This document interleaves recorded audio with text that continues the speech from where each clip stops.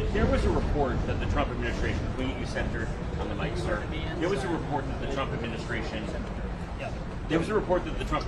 wants to brief members of Congress less. Have you spoken with your Republican colleagues about that? No, I've had conversations with other people in the administration about the strike. I mean, not in a classified way like this, but no, I've had conversations. What's the level of information that members should be getting when they're concerned about these leaks, especially after they have insinuated maybe something came out of Capitol? Well, I mean, I think a lot of people in the media and others here, you really jumped on that early leak. And now, I mean, I think it's clear that it was effective. It doesn't necessarily that it permanently destroyed their nuclear capabilities, but this is why I absolutely been calling for those strikes, and I continue to support those. And on the Kaine resolution, which will come up tomorrow night, you can vote now. Well, I'll say this: I love that man, and he's coming in from a very principled side.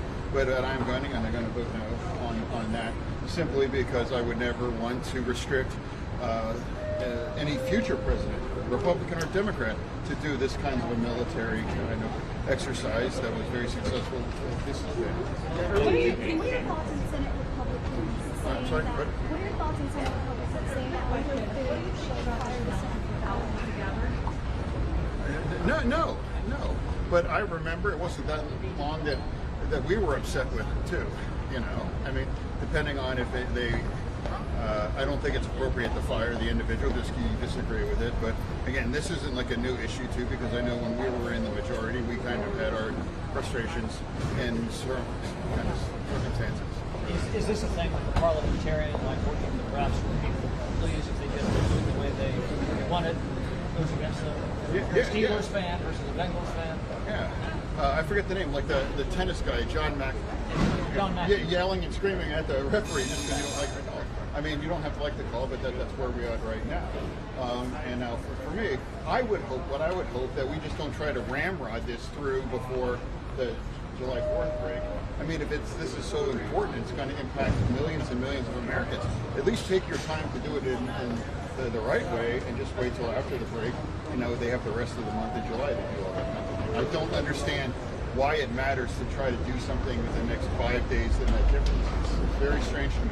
The Deputy Attorney General last night said that if it was a member of Congress behind that early leak of the damage assessment in Iran, that they would prosecute a member of Congress. Do you think that's appropriate? If you could look at that camera as well, yeah. Yeah, I wasn't aware of that at all. So I can't really comment on that. I'm not familiar with that. Does that alarm you that they might try to prosecute a member of Congress? Well, I mean, one's in prison right now. I know. Yeah, the gold bar's in the mattress. I mean, so my concern. So I know, but here they have an issue on the idea that they're coming after a member of Congress. well, of course, yeah, like obviously, no kinds of political going after a member of Congress. Of course not. As well. I mean.